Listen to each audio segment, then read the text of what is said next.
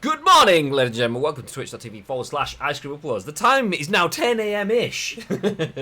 It's 11 a.m. On the money. As West has just pointed out, when does the schedule become 11-ish rather than 10-ish? Well, I think you find that 11 is right next to 10. So 11 is the most 10-ish thing that's possible, because if not, it's 10. but yeah. Now, busy morning this morning. Already had an hour's worth of calls, which is why we have the late start. But it's fine. We appreciate you all being here.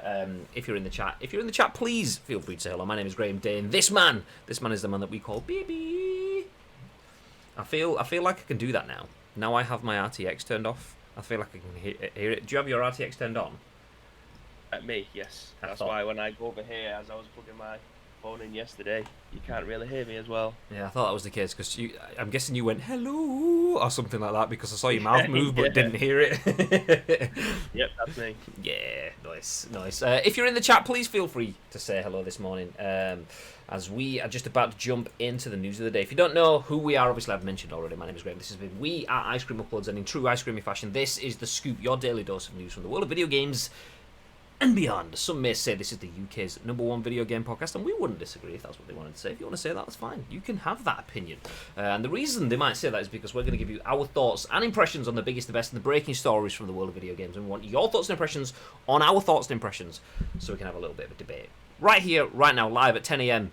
ish on twitch.tv/Ice Cream Uploads, like we do each and every single weekday. If you are in the chats, as West has, as Gary has, and as the beautiful Danny Day has, please feel free to get involved in the comments. And it's important that you do, because we turn this into a podcast, a video for YouTube, and an audio podcast on iTunes, Spotify, SoundCloud, and Google Play. So make sure you get involved on behalf of everyone that is watching and listening on demand later on, and asking us questions about I don't know, the Xbox controller and things like that, and remote play setup, as someone was doing. I was chatting to someone last night in the comments on YouTube. So if you are watching on YouTube, please use the comments below. You don't get to speak to us live, but you still get to speak to us, and we'll respond to you in there. Nice. Busy evening, Bib. A little bird tells me that you may have a new football game. A little bird provided me with a football game. Stop calling me that! So thank you to you. I managed to get a copy of FIFA, and I logged in. I thought, you know what, I'll try a little bit of Ultimate Team. I thought, I've not warmed up, I've not played any games on FIFA 21 at all, not one match. I thought, what else do you do just apart from jump in and play full Ultimate Team? So I had a look through what I needed to do accomplishments-wise. 3-0 down within 20 minutes. I thought, this isn't going to end well. Ended up losing the game 3-1, and then thought, the only reason I wanted this game in the first place was to play Volta, and why am I not playing it? So I jumped in, and literally for 3 hours last night, I was just playing squad battles in Volta, getting used to all the new stuff, because there is like a billion new things in it. That makes it feel more like an Ultimate Team mode than it does a Volta mode, which is interesting.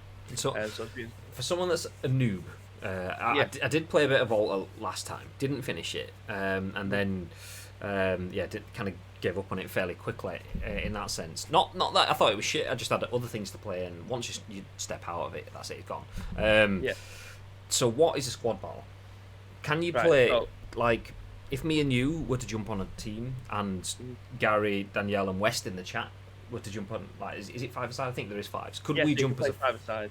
Nice. As far as I'm aware, because it says play with friends, play solo, or play with randoms. And I'm sure that's something that came up on a splash screen as well. So you kind of go into like a holding waiting room, and I'm not sure how that works. Whether or not it takes like my pro, your pro, Gary's pro, Danielle's pro, West pro, and then we all play as a 5-a-side.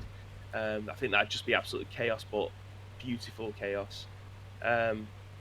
So yeah, it's interesting to see how that plays out. But yeah, the squad battle stuff, it's already predetermined squad, so you're kind of playing against the computer in that sense. So you can choose the difficulty slider yourself, and then depending on what difficulty you play on, depends on how many Volta points you get at the end of it. So I'm playing on professional at the moment. Play my way through those because you need 7,000 Volta points, I think, to be able to play against Kaka's team. If you play against Kaka's team and beat him, then you get Kaka to come into your team as like a star player. So each week, I think it changes tonight. It said 1 day and 7 hours when I was playing at like 1 o'clock this morning until the next one starts. So you'll have today to be able to play against Kaka, and then I imagine the squad battles change, and then you play against, I don't know, another icon. If Zidane's team would be in there as well, so you'd have to play all these games to get to the final boss, which would be Zidane, play against him, beat him, then put him into your team if you wanted to. Yeah, see that. I kind of like the idea of it, but for someone that would like Kaka in my team, I don't like the idea of that. I'd have to play it today to get him. That I don't. Yeah, I suppose it's. You did have 7 days, and obviously I only got the game last night, so I'd have to fit in as many games as I can to be able to play that. But if it starts today, like if the Zidane one comes in tonight at 7 o'clock, you'd have until next Thursday at 7 p.m. to be able to play all those squad battle games. So you'd have like a week to be able to play it. I mean, I suppose it is good. I suppose it's like battle passing kind of thing, but tied in with the weekly sort of content update stuff instead. So rather than being a 3-month battle pass where you can just plug away at it, it's like a 7-day battle pass, which I can see the positives on that. The negatives for me is because it's not my main game, I'd probably never get enough points to get the ones that I want. Well, I think if it was to play 3 games a day, even 2 games a day, you'd still be able to play it, because I think there's 12.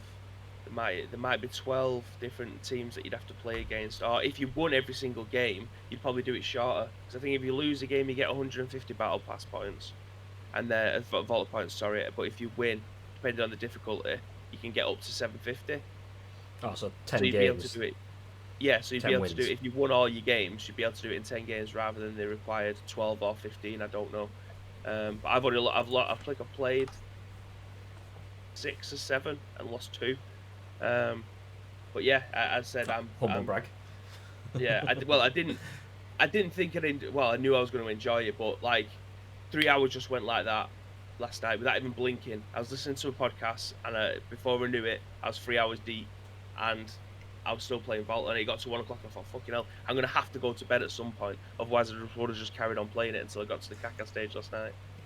To the Kaka stage. That sounds like something else. Oh, I almost got to the Kaka stage. It was 1 a.m. Just leave the seat and go to the toilet, for God's sake, man. Anyway, on that, see, I didn't do much. We started watching and almost finished the entire first season of Ted Lasso. The Football Manager. It's basically an NFL, like not even NFL, like second division American football manager that gets brought in to manage a UK football team, and has no idea about football or English culture or anything, and it's only 30 minutes an episode, 10 episodes, but it was a really nice easy watch, but also a good easy watch as well. So yeah, got 8 episodes of that. So did my PUBG dailies just before I went off after doing some work stuff after finishing the stream yesterday, and then that was it. Nice. But yeah, definitely recommend it if you want to watch it. Gary says I need to watch Ted Lasso. It genuinely is very, very good. It's obviously a fictional team, Richmond AFC. Richmond. Shout out to Coach Carr and the boys from Richmond. Yeah, nice. But yeah, it's good. It's good. It's only 10 episodes, 30 minutes an episode, so 300 minutes. You fly through it in no time, but it's a good watch. It's a good watch. Anyway, good morning, Gaga, as well, dude. Welcome in. Just in time for us to jump into the news. Obviously, you will see the main story. I turned into a robot. How's my audio shit itself? Let me check. Because it occasionally does that. I even said yesterday it's not done it for a while. Let me check. Audio testing. Test. Yeah. Okay. BRB. Shit again.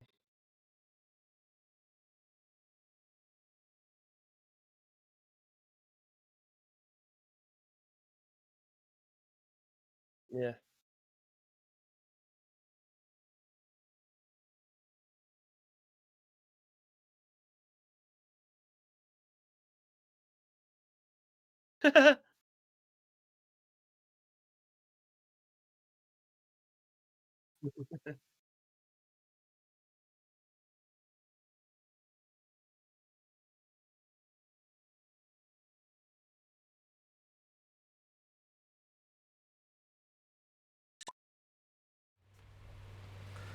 I'm assuming we're better. I'm just going to test my own audio and listen back to it. I'm assuming. Yeah, there we go. It's nice. Welcome back to the scoop. My name. If you listen to the audio podcast, that was me doing that. Then not the actual mic. But there you go. Give us some guitar strums, baby. Give us a song. Baby, give us a song. I will never play this guitar on stream because I can't. Simple as that. I think you find that's factually incorrect. Anyone can play the guitar, just might not be able to play it well. Oh yeah, it's the latter then. Okay, jumping into the news then. Obviously, you might have seen the first story that we did tweet out a little bit earlier, but let's go straight into it.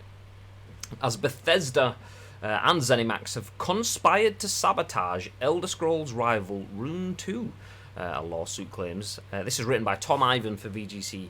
The subtitle says, publisher Ragnarok game is seeking $100 million in damages. So Rune II publisher Ragnarok game has added Bethesda and parent company ZeniMax Media to an ongoing Rune II lawsuit. The action RPG released for PC via the Epic Games Store on November the 12th, 2019, a day before developer Human Head Studios announced its surprise closure after 22 years in operation. Simultaneously, Bethesda Softworks revealed it had established Roundhouse Studios, a new Wisconsin studio staffed by developers who worked at Human Head. Ragnarok subsequently sued its former development partner for withholding the Rune 2 source code and assets, among other allegations. It has now added Bethesda and ZeniMax to its lawsuit, accusing the pair of conspiring with Human Head to deliberately sabotage Rune 2 and Oblivion Song, a game based on the comic series penned by Walking Dead co-creator Robert Kirkman. GamesIndustry.biz reports. This lawsuit seeks redress for fraud and the intentional sabotage of two video games, Rune 2 and Oblivion Song, perpetrated by one of the most infamous conglomerates in the video game industry against an emerging threat to their empire, the lawsuit reads. The highly anticipated release of Rune 2 was maliciously torpedoed in a conspiracy between the game's developer, desperate for cash, and a large video game conglomerate intent on destroying threats to its own video game franchises. Oblivion Song was left in a state of unfinished disrepair as a result of the same conspiracy. The lawsuit adds, in an act of utter bad faith and contractual breach of confidentiality requirements, Human Head secretly provided Bethesda and ZeniMax with keys that permitted it to play a confidential pre-release version of Rune 2. This enabled Bethesda and ZeniMax to see for themselves the threat that Rune 2 posed to their hit franchise Skyrim/Elder Scrolls. 2 weeks prior to the launch of Rune 2, ZeniMax secretly formed a new subsidiary, Roundhouse Studios LLC, and used that company to purchase all of Human Head's equipment and take over its leases. That equipment contained plaintiffs' trade secrets, the source code and materials for Rune 2 and Oblivion Song, and in that same time frame, in order to complete a de facto merger, ZeniMax arranged to have all employees dismissed from Human Head and hired by ZeniMax. ZeniMax is said to have ordered Human Head's employees to stop working on Rune 2 and Oblivion Song, games which they were contractually obliged to support, according to Ragnarok. While Ragnarok subsequently acquired the source code for Rune 2 and Oblivion Song, it claims the assets were incomplete, intentionally sabotaged, and/or altogether missing. Following a successful launch, Rune 2's new development team at Ragnarok has continued to update the title with fresh content, and it's due for release on Steam on November the 13th. However, Oblivion Song is in such a state of disrepair that it has had to be abandoned, according to the lawsuit. Microsoft expects to complete... Oh, okay, that's fine. There's something completely different. So the gist of it, Bethesda and ZeniMax, through a number of... what's the word I'm looking for? Alleged dirty dealings, have set to kill Rune 2, Oblivion Song, and the developer that has been working on it. Yeah, interesting. Thoughts, Bib? I don't think I have ever seen anything like this before. A company going into... I don't want to say... Well, it is sabotage it, but to a point where they think the game's coming out, so they try to buy the studio that the game's for, just so they can not bring the game out, or own the rights to, so that they get the money from it, rather than and the praise, rather than the company that was working on it previously. That is, to me, mental. I don't think I've seen anything like it before. I'll give me 2 seconds. I'm waiting for my PC to move so I can add in the discussing now. There we go. Oh, my God, you are so slow. When you free type into OBS, so whenever we're discussing something, we have the discussing now slate at the bottom of the screen. You type something in, so I could type in penis, P-E-N-I-S, and it goes P-E-N. It's like, for fuck's sake. Rune 2 lawsuit. Okay, let me L A W S U I T. There we go. Jess says, did the Microsoft acquisition cause this, do you think? I'm not sure. I think this is probably at this moment in time like one of the wildest conspiracy theories. I don't want to say wildest is in like the most far out, but like wildest as in I can't believe this sort of thing would be happening. Like, would Microsoft? I don't know. I honestly don't know. This is what threw me this morning when I was reading it, because obviously ZeniMax are the big dogs who own Bethesda, so trying to protect the well, they don't need to protect Skyrim because it's been out for so long. Maybe has 7,000 copies of it, but the Elder Scrolls Online it is obviously something that's still in development. They've got Elder Scrolls 6 coming out potentially next year or the year after, regardless of how that sits, whether it's not to just be a Microsoft product or not. But going after something like Rune 2, I mean, to be fair, I've never seen Rune 2. I don't know how it plays. I imagine from reading that, it's just like an open world, medieval type game, like what we see with... I mean, a game being sabotaged in that sort of way, so them going after staff from the developers and trying to weaken their foundations, that's not unheard of. We've even heard that semi-recently with Epic. Cliff Bleszinski, who had, was it Boss Key? Is that? Yeah. Who did one of the best games that I've ever seen and played ever. Let me just press this button on my... Rest in peace, Radical Heights. There we go. Okay, Radical Heights. The greatest battle royale that never was. Yes, there you go. So that was the Radical Heights theme, if you wondered what that music was. Well, the drop theme. Anyway, so Bosky made Radical Heights, and what was the other one? Lawbreakers? Was it something like that? That literally blew the studio up. Yeah, so not in a good way. So Lawbreakers bombed. It was supposed to be free to play, and then they realised that there was nobody playing it or spending on it, so they changed it to a paid game or something like that. It was. I think it was that way. I want to say it was that way rather than it was supposed to be paid and then went free to play, which is the usual way that it goes. I think they changed the other way, which is more difficult to do. And then that failed so much. They started with Radical Heights as a way to win, but that was just too little too late, which is a shame because Radical Heights looked like it had potential, lots and lots of potential. But you know what? Anyway, when they went under, Cliff Bleszinski called out Epic because Epic, obviously at that point in time, has just started to. This has got back 2 years now. 2 years, the world was very different back then in video games. Fortnite wasn't this thing that just does everything. And Fortnite was being looked at by other people in terms of, okay, well, they've seen what's happening in the Battle Royale sort of genre. It wasn't the kind of genre it is now, maybe 3 years-ish, but they've seen what's been happening. PUBG are looking at them for like copying their game, despite PUBG being kind of, the same as well. But Cliff Bleszinski took it one step further. Rather than going, they're just copying our game, he was like, they're actively poaching my staff. Members of my team at Bosky have been poached by Epic Games. Obviously, Cliff Bleszinski used to work at Epic Games. He was the guy that created Gears of War at Epic Games. So it was interesting to see him have a snipe at them. So, but anyway, whether that was true or not, don't know. But that kind of like thing has been around. If Bosky is starting to gather momentum, I mean, clearly it wasn't enough because it went under, but if it was starting to gather momentum and Epic are there going, okay, this is worrying. Someone that knows our ways, that knows our industry, that knows our business, that's helped make it what it is, has created another brand. How can we compete against that? Do we compete on the pitch, using a football analogy? Actually, no, we'll just buy their star strikers. Unlucky, go score some goals now. So that stuff does happen.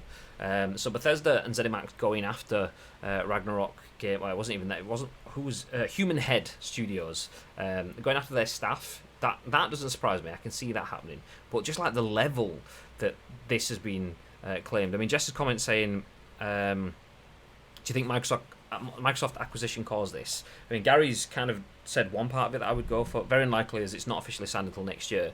But also it was a year ago as well. The fact that Microsoft had announced, I don't think they would have announced that merger at this point if it was any other year. They only did that the day before the Xbox pre-orders went on sale. Usually they'd wait until it's all signed, sealed, delivered before they did that. But a year ago, when this happened, I don't think they'd have been, maybe not even in early discussions at that point in time. So I think this is probably a pre-Microsoft thing, although Microsoft are the company that would do that kind of thing more effectively than anyone else. Proper old school big business, like suffocate little business to take it on board. I mean, Microsoft have done that with anything and everything. Microsoft tried to kill Flash with what was theirs? Was it Silverlight or something like that? They got rid of, or tried to get rid of any other media player by bringing out the Windows media player. They tried to get rid of any other extra software add-on. You are? Yeah, exactly. Yeah.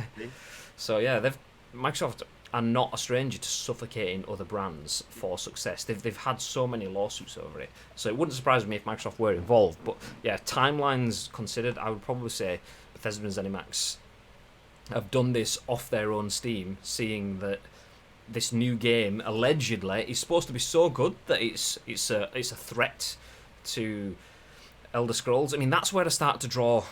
Okay, maybe. I mean, what is it that's so good in Rune II that requires that much protection? I'm not sure. Because I mean, the game's out now and it's doing okay, but the game, they're not going to like strip it back to release it. So the game is out there, it is being developed and it is being sustained, but it hasn't. No one's gone, actually, have you seen this? It's fucking incredible. Let's stop playing Elder Scrolls and play this. Not that the best games always win. Quite often, the most popular game wins, even if it's not the best one. So Rune 2 could be the best one, but surely by now someone would have seen if it had something that was phenomenal. So but basically what I'm saying is take it with a pinch. It might not be as cut and dry as they kind of allege, but if it is, that much stuff in there, I mean, basically sniping their staff to weaken their foundations just after the launch of the competitor game. A day after launch, the developer went bust. One day after. So they've sniped all of the staff, created a separate company to then buy all of their studios and stuff, all of their hardware, and that's quite considerable in itself. If you are developing a game and you want to create a brand new studio, say Rockstar decided they want to make Rockstar Salford, they don't just go, okay, well let's go scout some premises. They don't just do that off the bat and then go, okay, we'll have that premises. Okay, let's just get some staff in it. The hardest part is getting the staff. Is there staff in Salford? How can we make people move into Salford from Manchester, the surrounding areas, the rest of the world? How do we get them here? Then you have to figure out what you need in that studio. I mean, you probably figure out what you need in that studio first, but you have to buy all of that kit, the hardware, the infrastructure, make sure that you've got the lines to be able to put the content out at the pace that you need. And all of that sort of stuff. They've not had to do that because they've just gone, okay, yeah, I'm not Bethesda, I'm Jeff Esda. That's my name, Mr. Jeff Esda. And I just want to buy this studio today. It's like, I'm absolutely not related to Beth Esda, just Jeff Esda. That's me. So they've just done that, created a studio, bought it all at a massively discounted price, got it pre-made, and then just gone, yoink! So, I mean, it screams of dirty to me. It absolutely screams of dirty to me.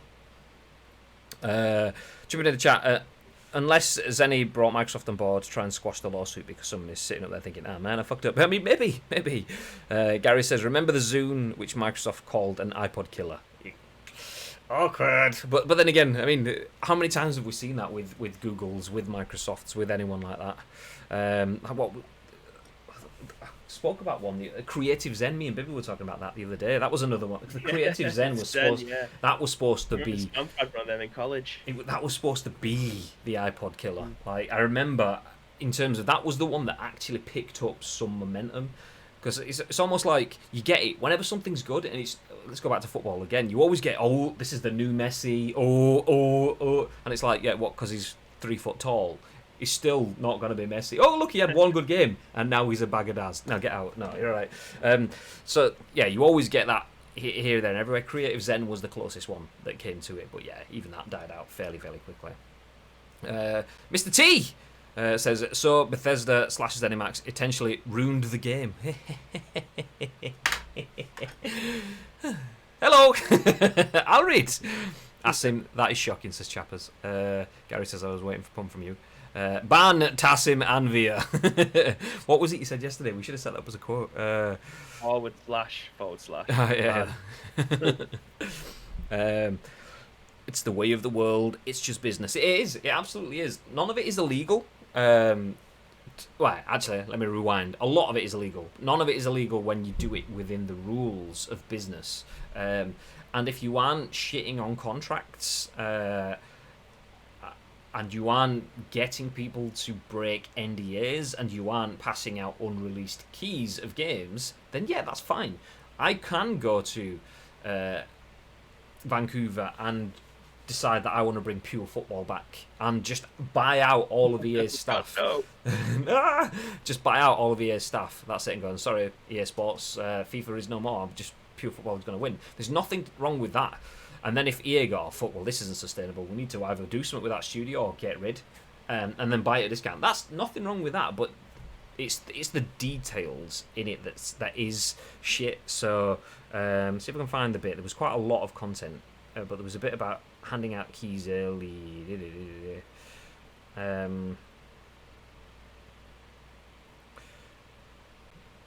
There we go. The lawsuit adds, in an act of utter bad faith and contractual breach of confidentiality requirements. I mean, that's the key thing as well. We have contractual breaches. That's where we start to get shit. So Human Head, which is the developer, they had basically signed contracts with Ragnarok Game. Ragnarok is the publisher. Human Head is the developer. Ragnarok has paid to support this game with the idea that when they sell the game, Ragnarok Game get a chunk of that back, being the publisher. They've invested a lot into it and helped market it, and they reap some of the spoils. So Human Head has taken money off Ragnarok Game. Bethesda and ZeniMax and the only bad party here, Human Head, also have to be factored into this. Yeah, they are Bethesda ZeniMax now, but at that point in time, they were a separate entity that had agreed to jump into bed with Bethesda and ZeniMax and said, yeah, okay, we're going to give you. So there you go. Human Head secretly provided Bethesda and ZeniMax with keys that permitted it to play a confidential pre-release version of Rune II. That's like someone at Epic giving PUBG Fortnite keys, or someone at FIFA giving Konami FIFA keys. Someone at EA giving Konami FIFA keys. It's that level of dirty. So this enabled Bethesda and ZeniMax to see for themselves the threat that Rune II posed to their hit franchise, Skyrim/Elder Scrolls. That's the bit where I'm saying that's the bit that you take with a pinch. Is it a threat? I mean, that's always open to interpretation. That's subjective. But whether it's a threat or not is irrelevant. The fact that sort of stuff, if that is happening, that is Bayer. That's me shaking Bibby's hand, signing a contract with him, and then turning around to Mr. Tassimanvia and then going, yeah, okay, actually, you give me a bigger fat wedge of cash and I'll take Bibby's cash, shit on him, and then we'll just run off into the sunset together. It's dirty. It's dirty. It's dirty. Yeah, ban him. Wait. Ban hammer. Whose is the ban hammer emoji? Oh, it's just a bop. Okay, there we go.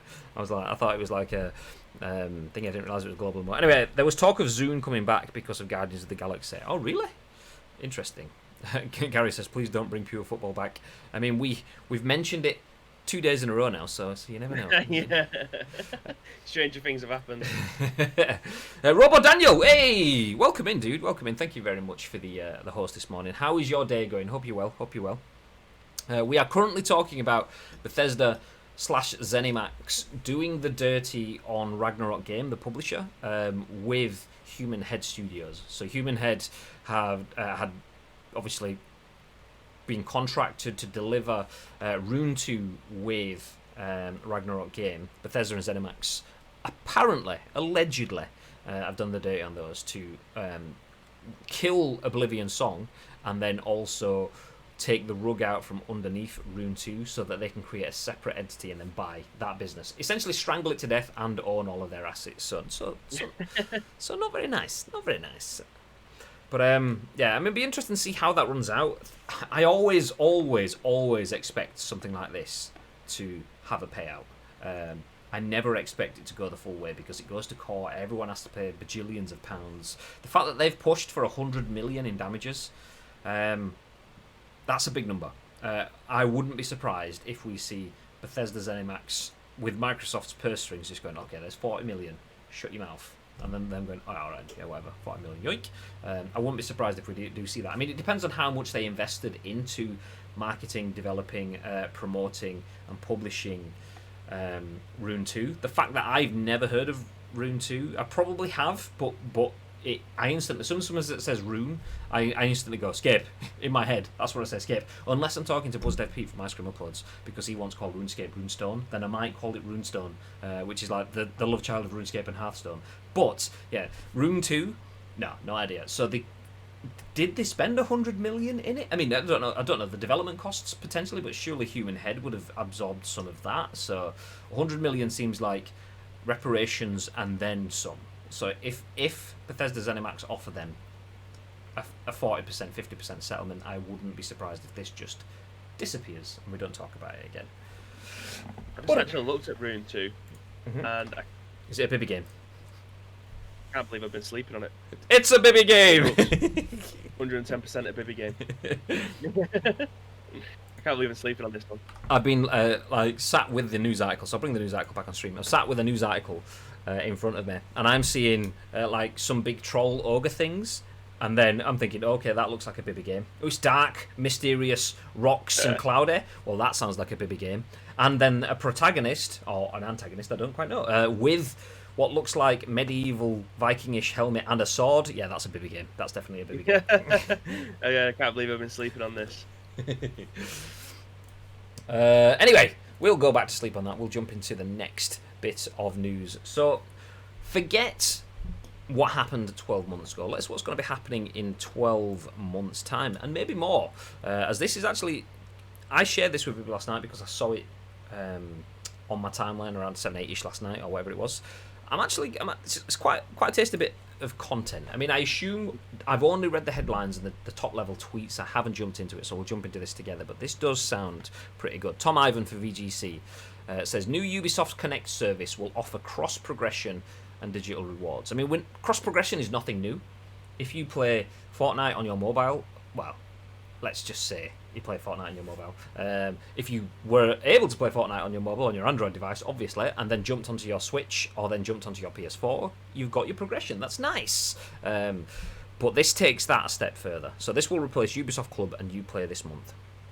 So Ubisoft Club and Uplay are merging into a new set of services called Ubisoft Connect. Launching alongside Watch Dogs Legion on October 29th, Ubisoft describes Connect as the evolution of our ecosystem of services for all Ubisoft games across all platforms. For its newest games, including Hyperscape, I think it was Doc that calls it Hyperscape. Anyway, Hyperscape, Assassin's Creed Valhalla, Immortals Phoenix Rising, and Riders Republic. Do you know, I actually did like the look of Riders Republic. I'm just going to stop there for a second. Riders Republic I don't know if it was the Gamescom stuff or if it was just the Ubisoft Forward. No, it might have been Ubisoft Forward stuff. Riders Republic is basically people riding bikes, snowboards, skateboards, BMX motocross things, all downhill, but it looked pretty cool. It looked kind of like Trials meets Chaos. Anyway, Ubisoft Connect will support cross-progression, meaning players can save a game on one platform and resume it on another. It will also offer access to digital rewards. Each time players level up in Ubisoft Connect, they'll earn units which can be spent on items such as weapons, skins, emotes, and consumables.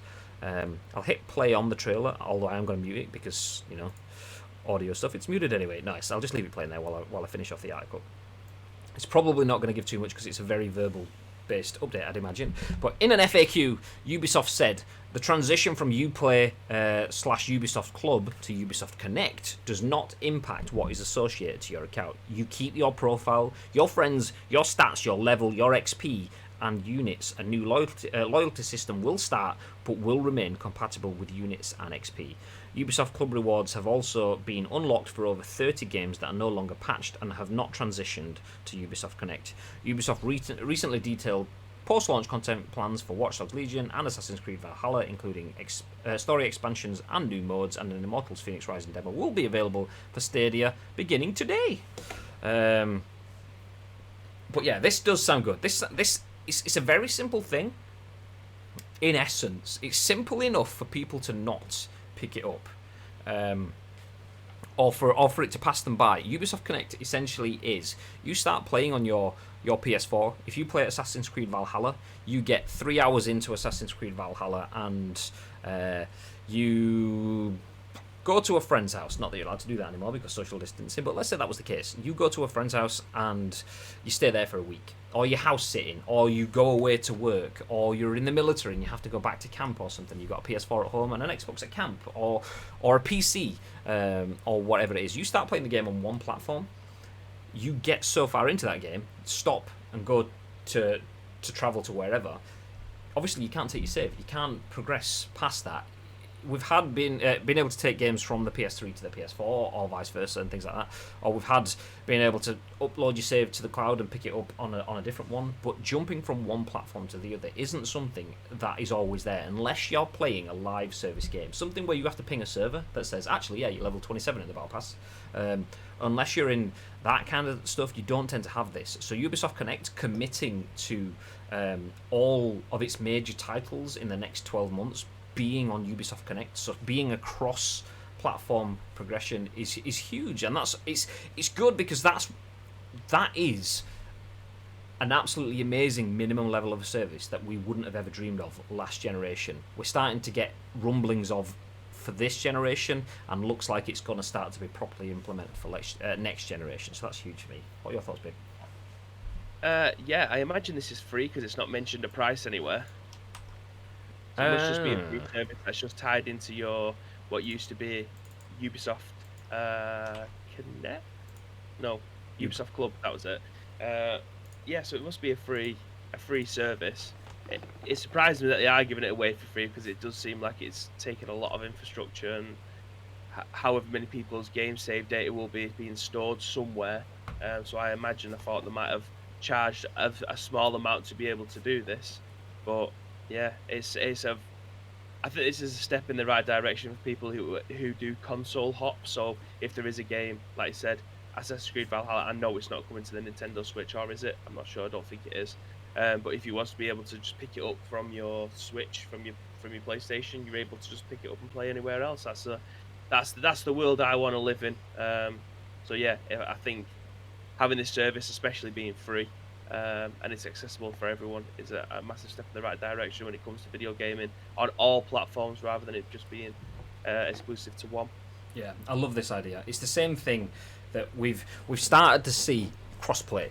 I play PUBG on my console, and I'm going to play PUBG on my console in a bit, and I'm going to play against other people on Stadia and Xbox. Ta-da!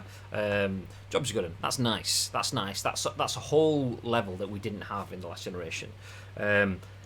If I was to play, I can't even think, FIFA on this, I don't have it installed, but if I was to play FIFA and start my Volta career mode like Bibby's just been doing earlier on today, I could do that on this, and then I can't even move that to the PS5. I think FIFA have said you can move your ultimate teams and things like that to PS5, but I can't move my career modes and my game saves and things like that. Ubisoft are saying, yeah, it's not a football game, it's a different game, but it's the same theory behind it. You want to start your Master League, your career mode, your whatever, in this case the Valhalla storyline or the Immortals Phoenix Rising storyline, you want to start it on this one on your PC. Okay, you're out on the road, you're on a train and you've got your Switch, yeah, you can continue it there, that's fine. I love that idea. Gary says Ubisoft are trying to connect everyone together. I mean, you could have done better there, if I'm going to be honest, Gary. I mean, if punning makes you hard, if you read that attempt at a pun, then Ubisoft. I apologise. I don't apologise. I fucking love that one. Yeah. Anyway. So yeah, Ubisoft Connect will offer cross progression and digital rewards. I love it. I love that idea. I think it's good to see that Epic have been on this for a while. The PlayStation setup of, oh, you've got trophies. What do? Give you a trophy thing that we might email you every now and then. That has now evolved to, yeah, you get progression, you get rewards, you get in-game stuff. We can offer you little functions within the dashboard of the console as well to try and gamify that experience. And now the brands themselves are saying, okay, we want you to keep going, want you to be hooked in. It just makes gaming so much more accessible. And if you play a game that's 40, 50 hours long, then it's a chore to be able to if you're going to go to see the family over Christmas, once again social distancing permitting, or do anything along those lines, you're going to go away for 2 weeks. Do you know what? I want to start the new Batman game, but yeah, fuck that. I'm going to Mallorca for 2 weeks. Take your Switch if it's on the Switch or whatever. Nice. Love the idea that the video gaming is stepping closer to being able to do what we want, where we want. It's a cliche as feck, but that's the holy grail. Play what you want, where you want, how you want, and we're getting a step closer to that. So Ubisoft, if they can nail this and make it work, they will set a benchmark that other people, other brands, other industry publishers and developers need to start to be hitting the minimum. We're not there at crossplay yet, but we're getting closer, and we're definitely not there in cross progression yet. But this is a good step towards it, so I like it. Gary says that was something. Yes, it was. Ubisoft, and after hearing that, you'd be hard. Anyway, let's move ahead. You'd be moving forward. Speaking about you be hard. If you're waiting for the next generation, then this might just be the kind of news that you're looking for. As Andy Robinson at VGC says, PS5 peripherals begin appearing at Walmart ahead of this month's release.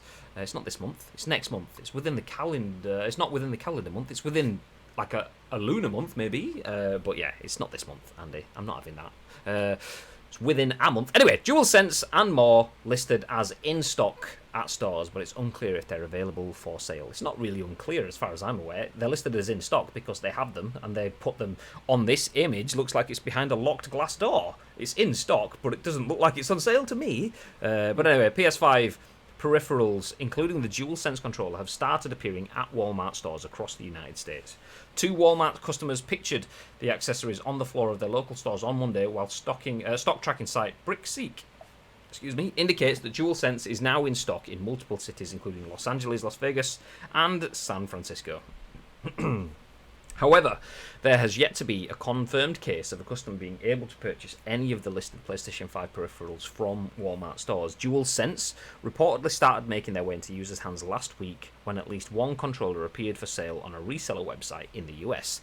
The US release date for PlayStation 5 accessories was recently brought forward to October 30th, almost 2 weeks before the next-gen console launches in the region on November 12th. Do you know, I did not actually know that.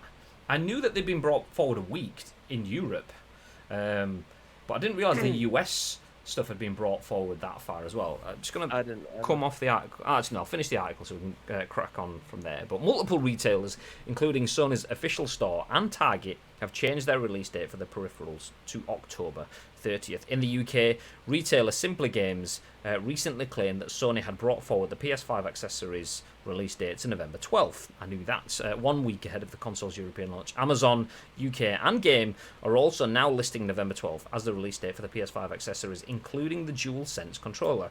Sony unveiled the PlayStation 5's DualSense controller in April, calling it a radical departure from its previous DualShock pads. The controller features haptic feedback, adaptive triggers, and a built-in microphone, and updates to hand triggers, grips, and the light bar. I got some. Okay, these are the people that have been apparently buying them.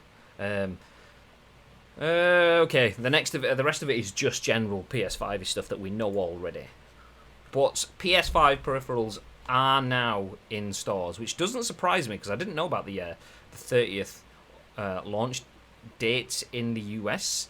So that means 8 days until they're going to launch. It's absolutely not surprising that stores have their stock now, because as we mentioned the other week, someone needs to get all those boxes in, cut them open, stock take, make sure they've got the right number of items, put them into pre-order areas so that people that have already reserved them have their reservations, that people that have already paid for it have got their stuff, and then put some out in the stock. So having 8 days, not surprising. But yeah, anyway, Bib, it's almost here. We're almost in the next generation. Thoughts? It's still pissing me off that all these console stuff. I'm going to hazard a guess at the PS5s are going to be arriving at stores within the next week or so globally, and it's still pissing me off that we have to wait an extra week for it. Like this stuff, this is just pissing me off even more. That it's in the shop like nearly a month before, and people still aren't allowed to buy them. Like, why? I get there's an embargo somewhere, but the embargo usually is not seeing the product, not having it behind a glass cabinet for people to be able to look at and not be able to purchase it. It just seems bonkers to me. Why put it in the glass cabinet? Why just not keep it in the back? It's in a glass case of emotion. That's why. It's so weird that we're still having to wait for stuff. It's like yeah. I have absolutely no doubt that these consoles are making their way to people or to storefronts within the next week or so. Yet they're going to be sat in the back of a shop for the next 3 weeks. It's weird. Good spot by Daniel says, because you're now talking about it. That's why. Oh my God, they played us. We've been played. I mean, it's dumb. It's so dumb. I mean, I don't mind them being in stores. I mean, that's probably not PlayStation's decision. That is Walmart and GameStop and Asda and Tesco and whoever else is going to be showing them earlier. That's their decision to put it on the shelves. But as Daniel says, that's the marketing side of things. It's like, ooh, shiny new toy. From my toy. perspective, it's the negative one. Yeah, but you've already got your stuff bagged. You've already secured the bag. You've not had it delivered. So now you have that. It's that lag between having it bought and getting your hands on it. Some people out there haven't. It's still a bigger piss take. You are? Yeah, you can't buy the console, but you can go to the shop and potentially look at the thing that you can't buy.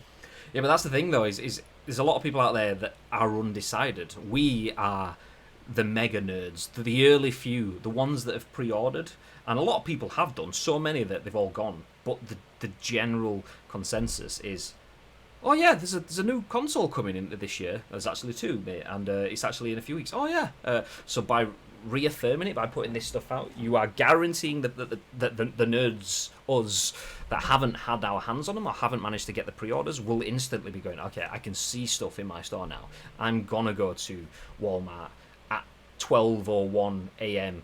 To make sure that I get my controller and my Pulse 3D headset and my console and so on. So it is a really good move from a marketing perspective. It's just frustrating as fuck. I mean, I do agree with Bibby in that sense. In terms of last week, I had an email from Game, which I like receiving now. Usually I hate receiving emails from Game when I'm not buying anything, because usually it's, oh look, stuff that's overpriced and you can get it cheaper on Amazon. It's like, do you know, I appreciate the sentiment of having the emails from Game, but no, I'm not going to read it. Whereas last week it was like, your PS5. I was like, oh, okay, let me have a look, make sure my pre-order hasn't been cancelled. And I was like, no, it's still coming. It's going to be there on the 19th. Yeah. And it's like your accessories that you've purchased with it, so I bought extra DualSense 5. That is actually released a week earlier. I was like, ooh. I was like, but we're only going to send it on the 19th just to help with delivery. I was like, oh. I mean, on one hand, I was like, oh, I wanted it early. But on the other hand, I'm just going to be sat here with a controller, just like, oh, one controller on the floor, controller down. I'm just going to be sat there like... You have to replace that one now. It's my Xbox One. No! It's on the Xbox, don't worry about it. I'm joking. Yeah, I mean... You say that, but my Xbox One is what I play Masters of the League with, so yeah, there we go. It's my PC controller, not my Xbox controller, but it's fine. So yeah, I mean, I did not know that about the US market though. I didn't realise. I knew the UK market had been moved a week earlier to coincide with the US release date. I was like, okay, well that makes sense. I mean, it's still baffling that they've moved it forward. I mean, I said not entirely. It makes some sense. It's in line with the American release date. It makes sense in essence. You're not having so much stock being shipped at once. You can get rid of it like that. That starts to make some sense. And then you think, okay, but the US release date has been moved forward as well. And it's like, okay, by twice as long. And it's like, what the fuck? What? I mean, yeah. It makes sense in elements. It makes sense from a store's perspective as that building the hype. That is when you walk past a bakery that is wafting the smell of the freshly made pain au chocolats out into the walkway in front. You're like, oh, I need to go and grab one of those bad boys. That it makes sense. That's the teaser. That's the little tidbit that gets you in. I much prefer. I have pre-ordered a PS5. I haven't pre-ordered an Xbox Series X. But Microsoft's is much better, all around the world, all at the same time, on the same day. Just seems much more cleaner. But then again, Microsoft aren't selling as well. So what do I know?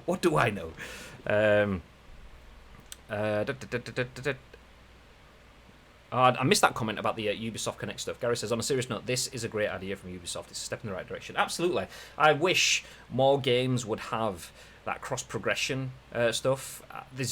I've started playing games on handheld consoles that I then play on my main console, and having to have two separate story modes, I find that a chore. Like, say if what can I use as an example? I was going to use Metal Gear Solid, but that was different because Metal Gear Solid, I could sync up from the PS Vita to the PS3. That was fine. Yeah. But say PES, it's not the greatest analogy because PES was like PES 2011, PES 2011 or whatever it was. I was playing on my Vita, and then 2020 on my PS4. I'd get 2 years into my PS4 save and I'd be really enjoying it. I've just signed a new player and the team's playing really well, but then I jump into a completely different game save. So PUBG, for example, there we go. PUBG, I'm going to play after this stream on my PS4. I have a shed load of stuff in there. Every season that's been on the PlayStation, I've had everything from the battle passes. I've got a few cosmetic items and I'm well high up level. My weapon master is doing well. If I then go play that on my Xbox downstairs, I don't keep that progression. So I like the fact that Ubisoft are pushing towards that. I genuinely expect the industry in general to follow those lines. So the football games that I play, the story games that I play will progress with that. So it wouldn't surprise me. Gary says, our PS5s are gathering dust in some warehouse somewhere. Well, they are, pretty much. They're probably... there's a good chance that some game stores will have stock starting to add. Maybe not now. Maybe now's a touch too early. But within the next couple of weeks, yeah, game stores will just have consoles sat there then. I mean, I don't know if Mr. T, Tassie Manvir, is still in the chat. He will probably be able to attest to how early he used to have them delivered when he was GameStation and stuff like that. But I imagine it's 14 days-ish, something in that sort of time frame. Daniel says, I'm still waiting to pre-order the Series X. Is there a reason why you've gone for the X, or do you have a PS5 already? What's the reasoning for that? See, most people I know have gone for PS5s because of history, in terms of that's where their catalogs, their libraries and things are. Most people I know don't have a Series X pre-order, so I always ask why people are, just so I can get an idea of if it is library and if it is affinity, or if it's just the idea of Game Pass being the best deal in gaming is what's dragged you that way. Yeah. My 3D Pulse headset says it's in stock on the 12th at Smythe's, according to Babe. Smith's. Smythe's. That's what it is. Not Smith's, it's Smythe's. Didn't we see this kicking off with The Witcher 3? Didn't they first allow campaign progression to be continued on PC and Xbox? I think it's happened with a few games now, actually. I'm trying to place it. I was sat there a minute ago whilst we were talking. We were on that store, and I was trying to think what games have allowed you to do that. But it is something that is becoming more and more. Football Manager. Well, yeah, there you go. Hey. That for me is the most obvious one because that's what I play. But yeah, I remember back in the day, the PS Vita used to be able to transfer the Vita data to your PC and back again. Yeah, I mean, I think that one's fairly. A little different, but it's still completely applicable. It's a little different in the fact that maybe it's just me being overly critical because I don't play Football Manager, but it's almost like a spreadsheet. That's more easier to make the ones and the zeros fit into the other system. But yeah, it still is applicable. Daniel says, worth mentioning that anything which is platform specific won't be able to appear on the opposing console due to their policies. I mean, yeah, first party stuff in particular, obviously. You're not going to be able to play God of War on your Xbox because it's PlayStation. You might be able to play it on PC, which would be interesting to see if that first-party stuff, from a PlayStation perspective, continues. And even, actually, before that, I was kind of giving Microsoft a free pass then. But not much stuff that is Microsoft-specific that appears on the Game Pass. Most of that stuff doesn't have cross-progression at the moment anyway. So it'd be interesting to see if brands do start to make that the norm. So, Gears 5... When Gears 6 launches next year after, or whenever they invariably release the next Gears game, might not be Gears 6, but if that launches, can you start playing that on Game Pass on your Xbox One X, Series X, whatever it is, and then jump onto Game Pass on the PC and continue there? That would be the holy grail. Obviously, you wouldn't be able to jump on your PlayStation because Xbox aren't going to be like, yeah, Sony, have some massive games that's just going to enter your sales. But yeah, it'd be interesting to see whether that does work.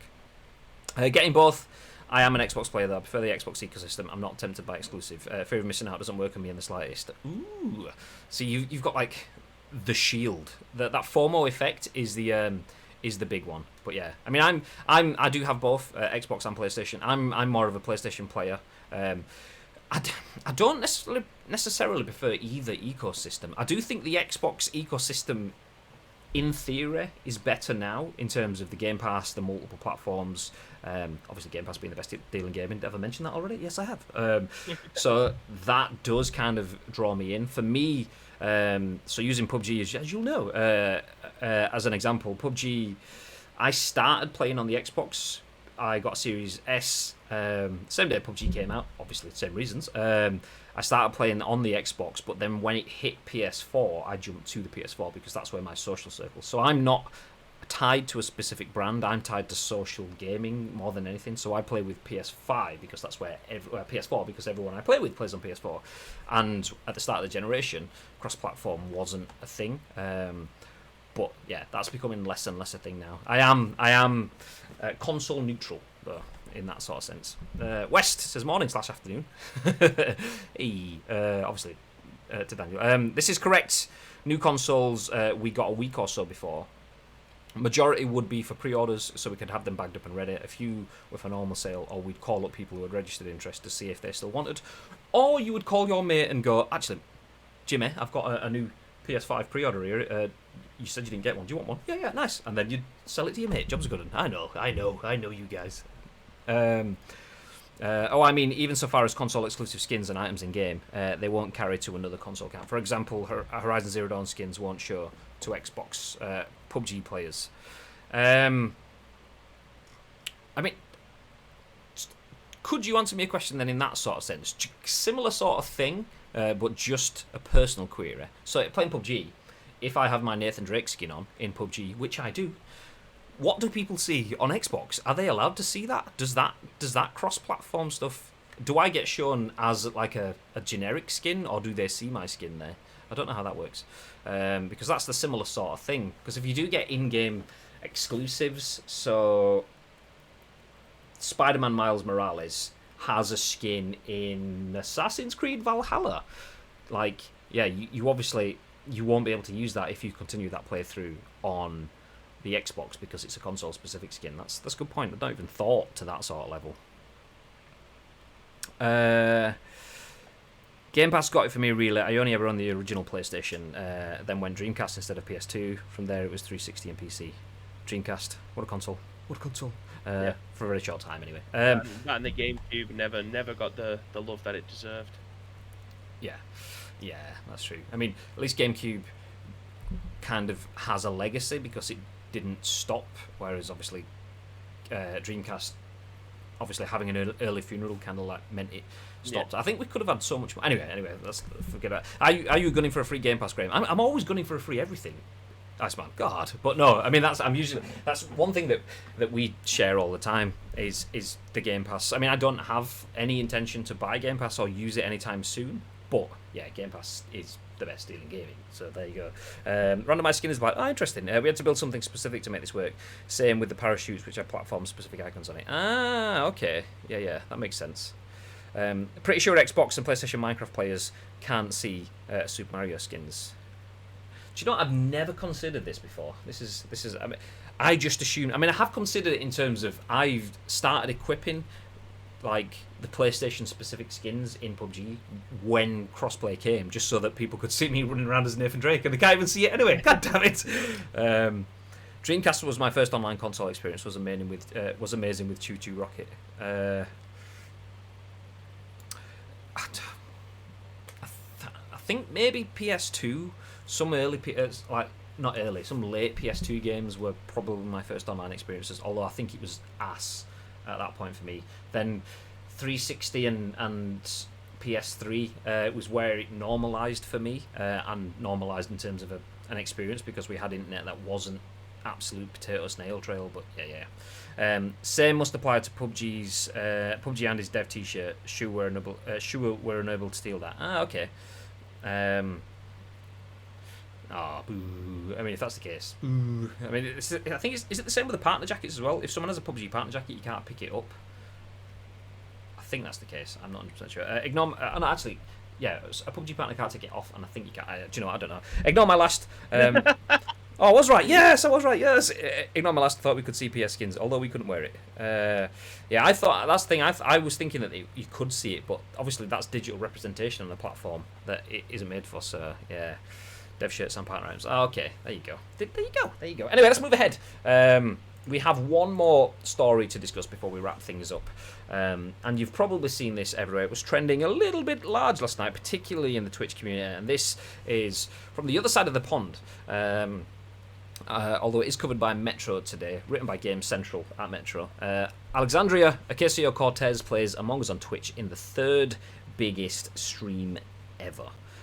Huge achievement. I mean, she's only 3rd behind the scoop yesterday and that Ninja Drake thing that, was okay. I'm joking. An American politician has instantly become one of the most popular Twitch stars on the planet thanks to Pokemon and Among Us. See, Pokemon is how I pronounce it. You're supposed to pronounce it as Pokemon still, are you? Is that right? I don't know. I don't watch. I wouldn't say so.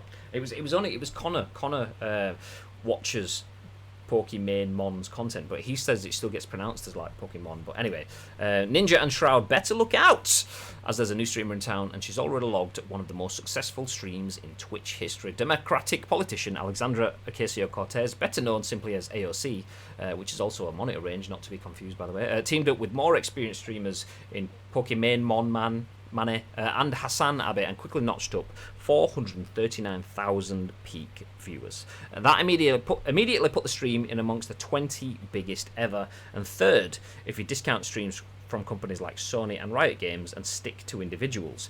It wasn't that far off the record for the most successful stream ever, which was made when Ninja played Fortnite with Drake and attracted over 600,000 viewers. It is, of course, election time in the US, which is the primary reason for the stream, but Ocasio-Cortez has often talked about video games in the past and boasts of having a silver rank in League of Legends. She has appeared on Twitch before, most notably during a charity stream by H-Bomber Guy, where he played Donkey Kong 64 to raise money for transgender charities.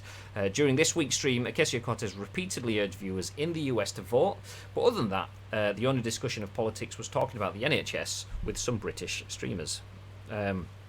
Ocasio-Cortez's Twitch channel already has over 500,000 followers, and while it's not clear how how often she intends to stream after this, she clearly won't want to waste such a powerful platform. The Among Us stream seems to have been organised spontaneously after she sent a tweet on Monday asking if anyone wanted to help her set things up on Twitch. As well as Pokemon and Hassan Abe, she also got help from Disguised Toast, Dr. Lupo, and fellow Democratic politician Ilhan Omar. Ihan? I don't know. We'll say Ilhan. Apparently, Ocasio-Cortez had never played Among Us until she started practicing just before the stream, but in her first live match, she still managed to survive until halfway through as an imposter. Among Us was an obvious choice to play, as it's a party game inspired by Mafia, where you have to deduce who amongst a crew of astronauts is an imposter or not. Peculiarly, the game was first released in 2018 when it was largely ignored. It only became popular in the last few months after streamers, including Pokemon, picked up on it. The game is now so popular that the plans for a sequel have been cancelled, so that developer Inner Sloth can concentrate on improving the original. Anyway, okay, it's going into a bit of a tangent, but huge stream from us this morning, talking about Cortez's stream last night. Hey. Okay, so almost 500,000 people watched last night. 439,000 peak viewers. What are your thoughts on these crossovers, Bib? I don't even know how to put this politely. Like, I have absolutely no.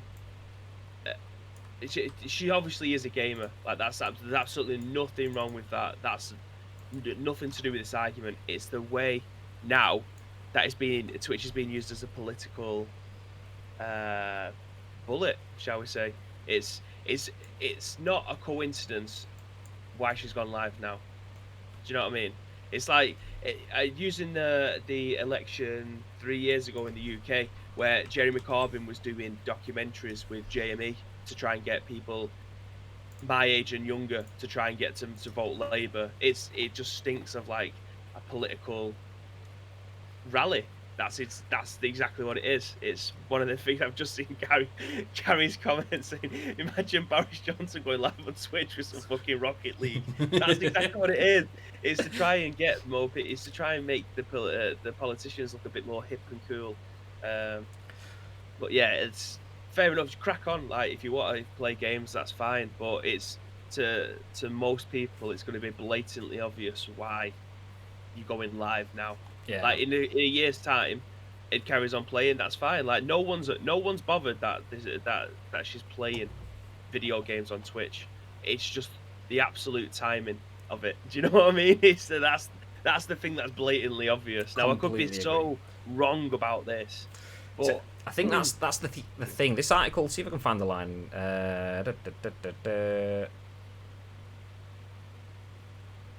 No, okay, I can't find the exact line, but there was a line within the article that said something along the lines of,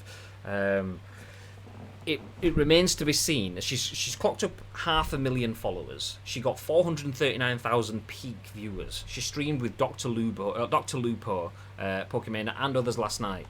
And she's used it for something that wasn't necessarily politically heavy, but it was clearly a political move. By not being political, it's political by definition. A politician doing anything like that is getting in with the in crowd. It's politics. Don't have an issue with that. I do not have an issue with that. Politics is politics. But yeah, I don't have an issue with any of it. Operate how you want to do it. But my issue is when it's an empty gesture. So you're talking of like streaming with, what was it, Jamie? Was it that?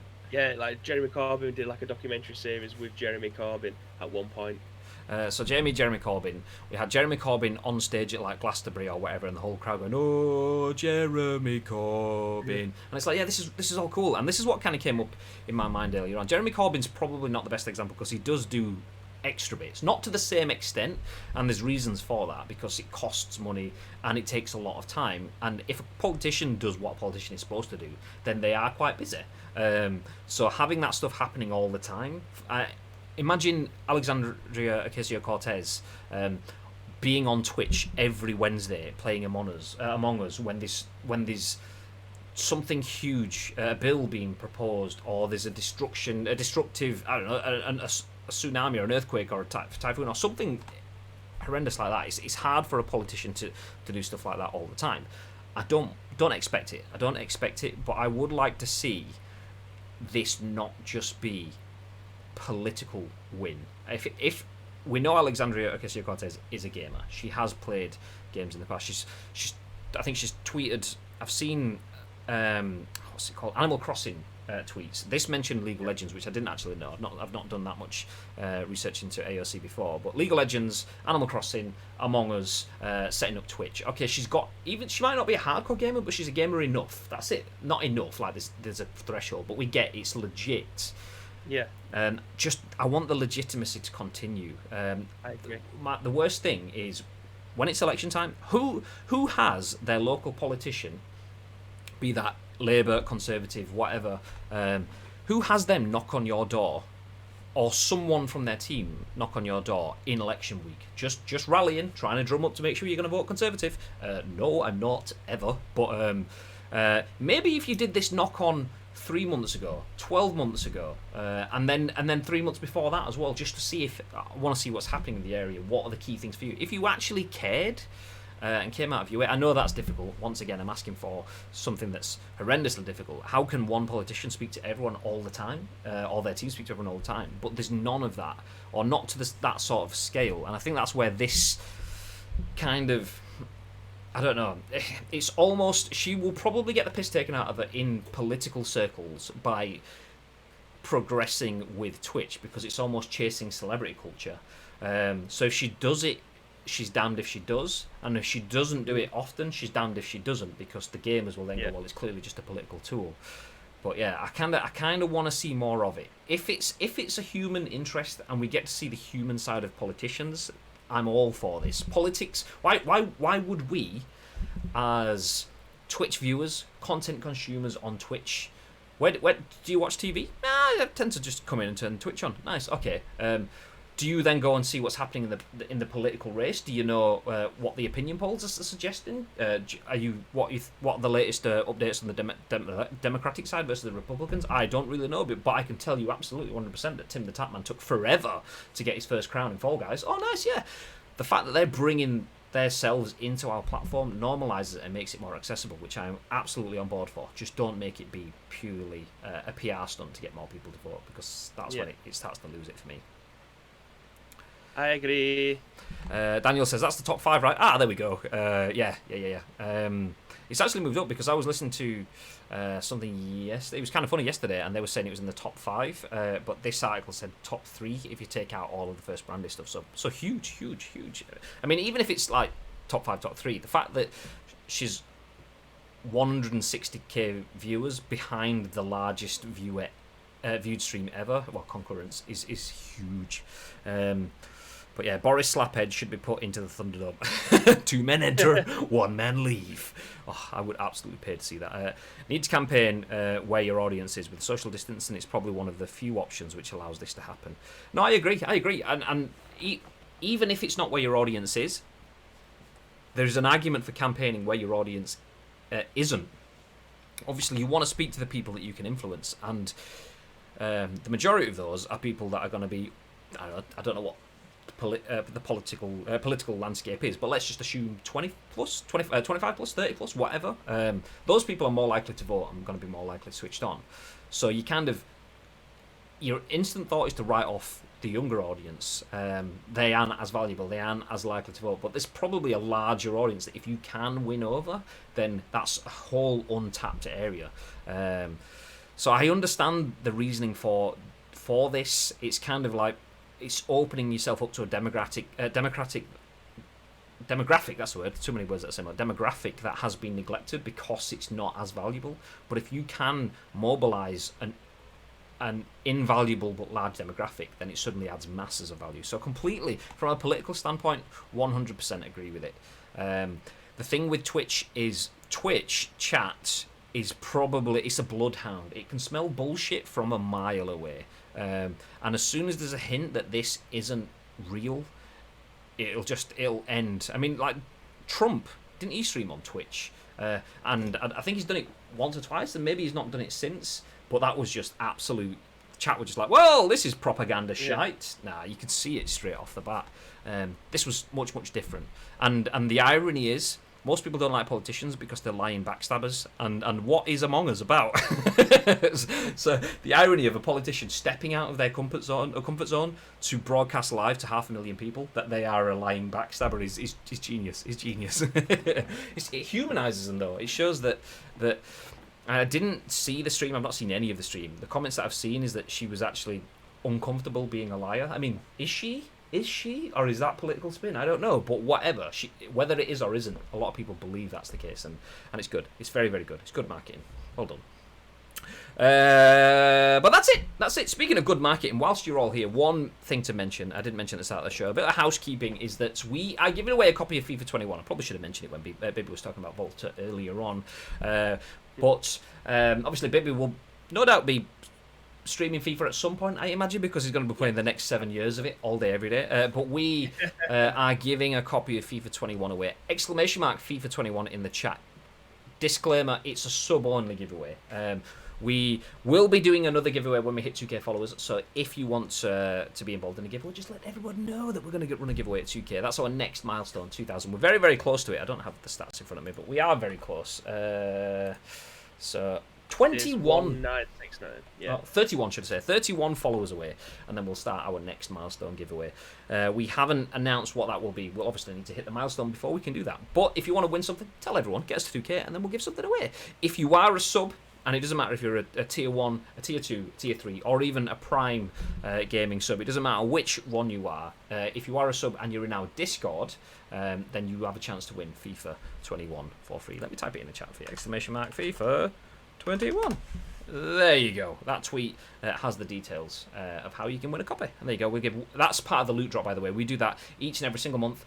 The first Monday of the month, we give something back to one of our subscribers. Just as it's one of the ways that we can show a bit of thanks for you guys supporting us. Obviously, we have full-time jobs in the games industry. This bit isn't the bit that we get paid for, though. So any subscribers or anything that do come in, do help us to do this content so that we can keep making more of it. Obviously, we're not full-time streamers on Ice Cream. We are a very generous part-time streaming channel. That's probably a way to put it. But yeah, the only way we can ever push more is to buy building, and that you guys help us with that. So it's a little way that we can give back to you, and we appreciate it. Thank you very much. Gary says, "Great stream, boys." Thank you very much, dude. Just looking at some highlights, she was not comfortable as imposter. Also, turns out that Jacksepticeye was involved as well. As if they just left off Jacksepticeye. He's only got like 20 million, 25 million, whatever it is on thingy. But yeah. Anyway, absolutely appreciate you guys being here. Very, very much appreciated. We are going to drop off now, as we always do. I will be back on imminently playing some PUBG. So if you want to see some mediocre PUBG console gameplay, then feel free to stick around. Yeah, and that is it from me. Anyway, before we do disappear a little bit, is there anything you want to add?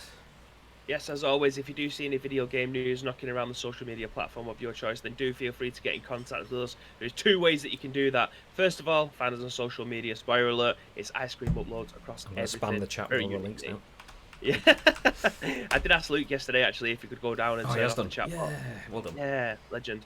And second place, find us on our Discord. There's a little section on the left-hand side that says The Scoop. All you need to do is drop in the URL, your thoughts and impressions. We will then give you our thoughts and impressions on the very next show, which will be at what time tomorrow, Mr. Graham Day? I think you'll find that tomorrow we'll be going live at 10 a.m.